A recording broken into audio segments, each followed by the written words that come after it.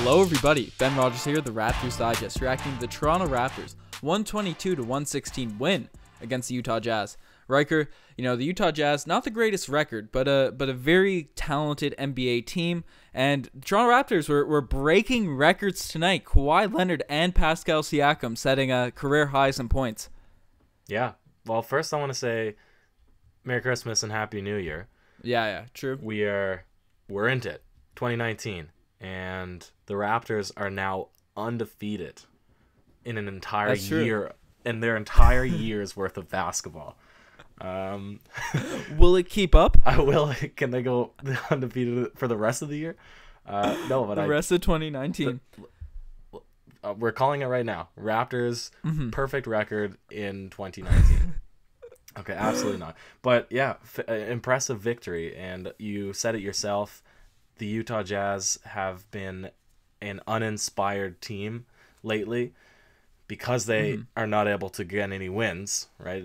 Mainly, I guess, due to the performance, really, of Donovan Mitchell, who was the spearhead for the team last year and the reason that they had so much success. But regardless, if he's to have a big night or the rest of the players step up, you're looking at a talented team, and it's good that the Raptors got this victory. For sure. And a fun stat before we really dive into this game. The Toronto Raptors 2018 had the best record in total. So if you include, from January 1st last year till, December 31st, that we had the best record. So shout out to the Toronto Raptors, be big balling out here. But you mentioned it, the Utah Jazz. We'll get into this game. Last season they had a big second half to the season. A lot of that was spearheaded by Donovan Mitchell. They have a lot of talented guys, but tonight Donovan only is 7 of 23 from the field, 19 points, and really couldn't keep up. The Utah Jazz stars couldn't keep up with our top two main guys tonight, and Kawhi Leonard and Pascal Siakam both played out of their minds. Kawhi Leonard, 45 points. 45 points for Kawhi Leonard, 6 rebounds, 16 of 22 from the field, ridiculous efficiency, 13 of 17 from the free throw line. He was, whenever we needed a bucket, he'd get into the lane, he'd drive, he was getting hacked all night. I was super impressed with how Kawhi played. Well, this is what we expected from Kawhi Leonard. This is also a reason that he's been resting intermittently throughout the season, is because a full, healthy Kawhi Leonard is absolutely dangerous to have out there on the court, and that's what he proved tonight. And then a lot of congratulations as well to Pascal Siakam, because this is the reason that you've been vouching for him to be an all-star, and he hasn't been consistent this season. That's why I thought at the beginning of the season he's going to need a little bit more experience on how to play consistently at a high level. Night-to-night basis. Exactly, yeah. But tonight was a night that you see this guy, he's a jack of all trades, he's versatile, he's a guy that he has a clear role in the NBA. A big man he's working on his ball handling skills, he's got the energy of, who was the player, and he was on the Denver Nuggets, Manimal, Kenneth Faried. He has rookie season Kenneth Faried, that kind of motor, but obviously way more skill. So these guys were big balling tonight.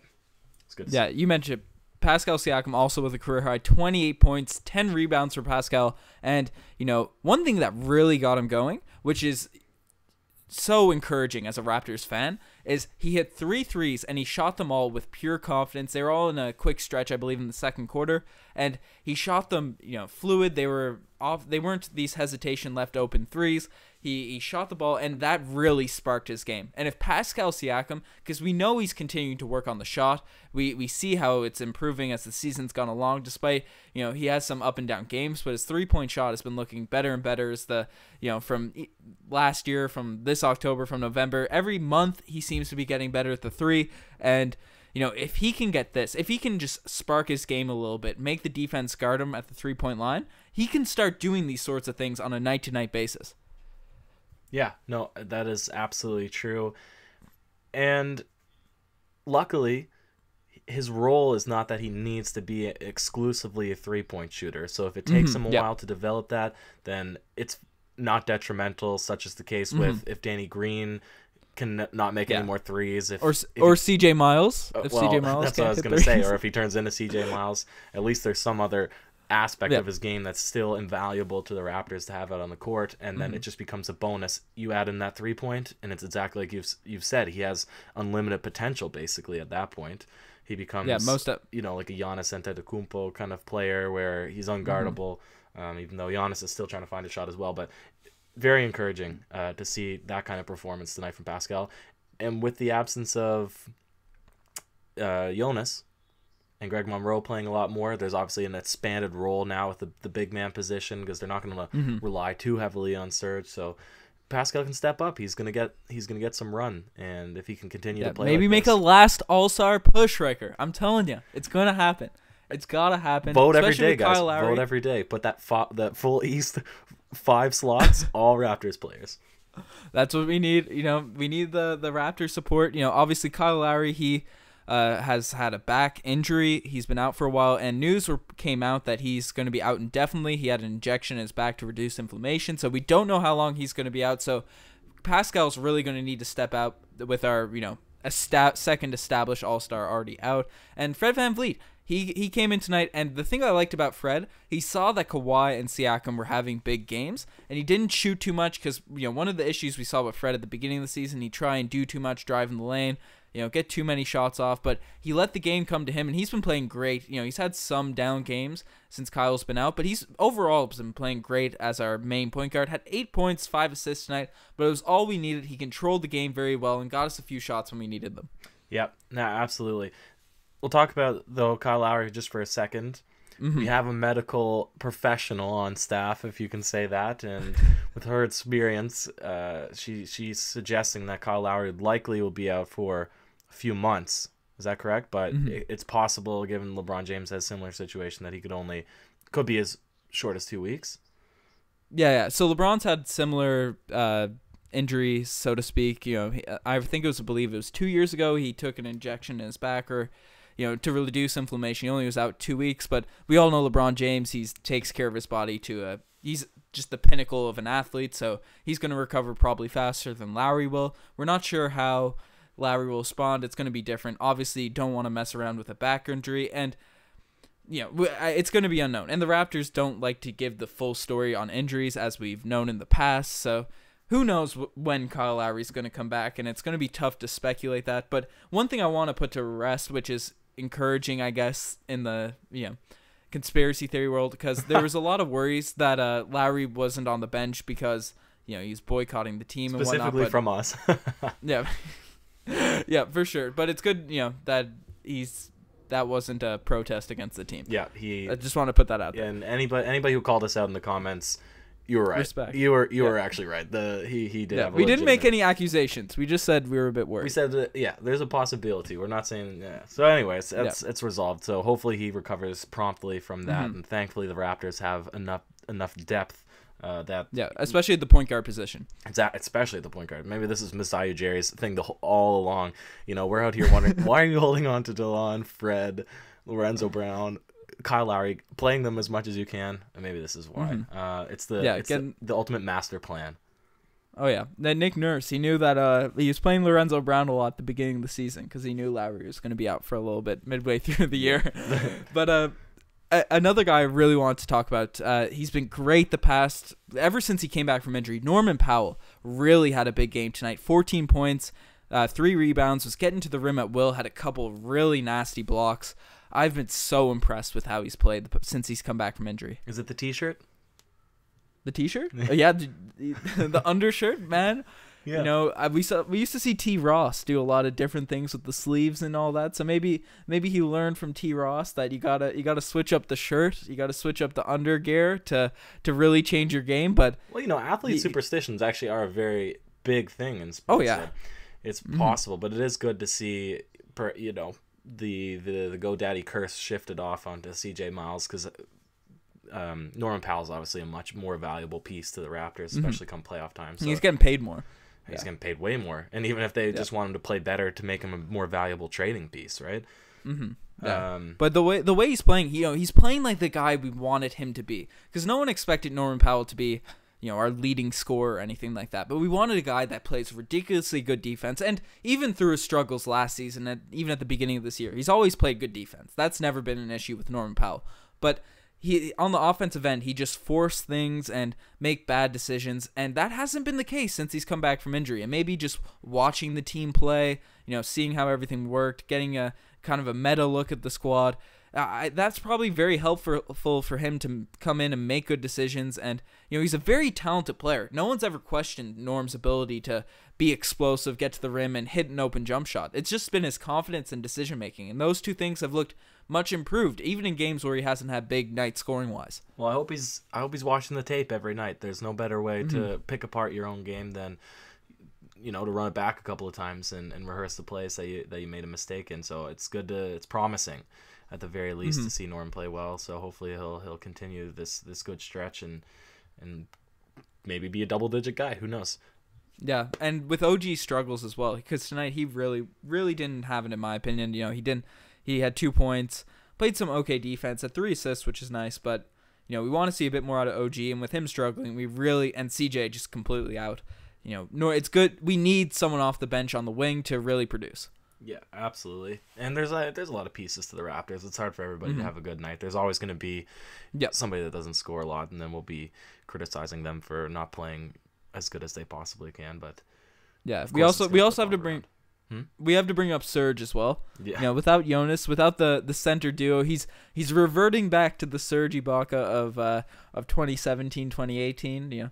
Settling for some longer shots, not shooting in the paint, and he missed 3. He shot 25% from the free throw line tonight, which is really rare for Serge. So we really need Jonas back to take the load off Serge and have that dynamic all-star. If they're combined as one, that all-star center duo. Yeah, if they form together, they form one basketball player, one complete basketball player, and it's like the left brain and the right brain. He's missing his other half. So hopefully he starts playing better. Hopefully JV comes back. A lot of players to talk about. Before it gets too late, let's swing into the segments. For sure. Tonight, the Kawhi you do him like that play of the day. It's going to Kawhi himself. He came down the lane. Rudy Gobert, we all know he's a great shot blocker. I think, did he win Defensive Player of the Year last year? Yep. Yeah, so I believe he did. So, Kawhi, he expects to get blocks. But, our guy Kawhi, 45 points tonight. He was feeling himself a little bit. Went down the lane, did a little reverse. He had some flavor on a layup around Rudy Gobert.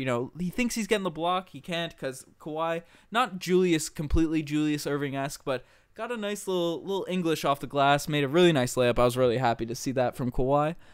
He's been a bit flavorful this season. His handle's been tighter. He's been hitting these weird layups, Ryker. Yeah.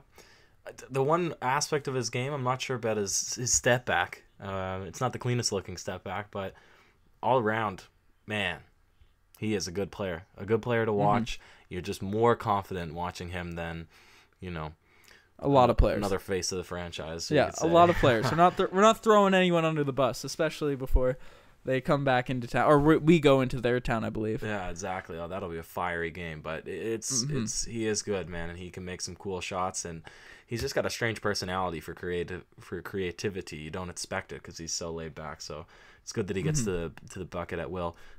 But not all plays. Not all plays can be the Kawhi Doom like that. Some just make you say, "Oh, geez." I got one. Do you have anything? Yeah, you go for it, brother. I'm out here thinking, are we playing against the Golden State Warriors? Because those jerseys that's knockoff central right there. That's like you're shopping on the side of the road and somebody's trying to sell you a $10 Gucci bag or something like that. These are some bad ripoffs of the Golden State Warriors. So I don't know. That made me say, oh geez. Yeah, you mentioned it after the game, and I didn't notice it during. But if you change the purple to the Warriors blue, like it looks like a Warriors jersey, kind of. Yeah, similar enough that I was watching it, and it's nothing wrong with that. But I just think that they have a lot of different schemes that they can go with, and the Jazz just, I don't know. I didn't think it was working. But I'm not a fashion commentator, but I still felt like I was watching the Golden State Warriors play. That's fair. That's a fair critique, And the one thing about the Jazz, they had those. I'm a big fan of those jerseys that they had with Karl Malone back in the day. The mountains and stuff. Yeah, those are cool. Yeah, the purple and blue. Yeah, that was. They gotta bring those back. I'm not a big fan of the green and the orange and the blue and stuff. Yeah. No, I definitely agree with you. That makes sense too with the mountains. It's a beautiful hiking state. It's on my list. Yeah, no, for sure. before we get too deep into the fashion, we gotta, before we get the DeMarre Carroll Gold Star from rambling, we gotta give it to someone in this game.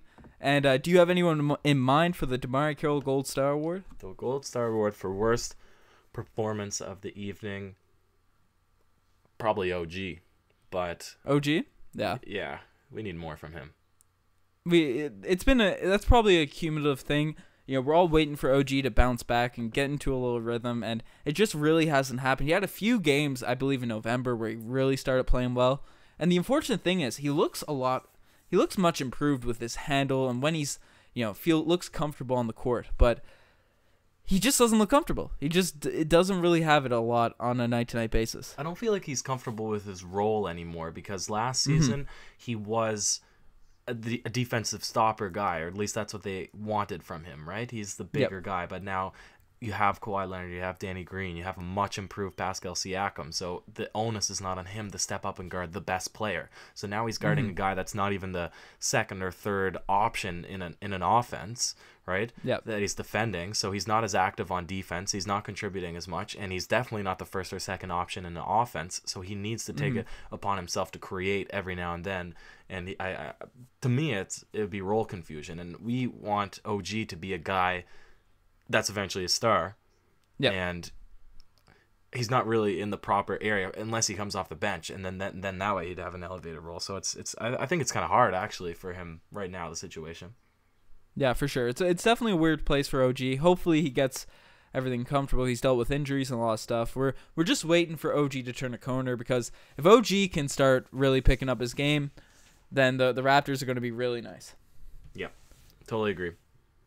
Anything For else sure. to say? And Comment about? one final thing. Yep. One final thing. Chris Boucher did not get any minutes tonight. We've been calling for some more Boucher minutes, but tonight, that's fair. I think it's a fair thing for him not to play too much. The Jazz are a pretty big team. They run Derek Favors at the power forward, Rudy Gobert at the center.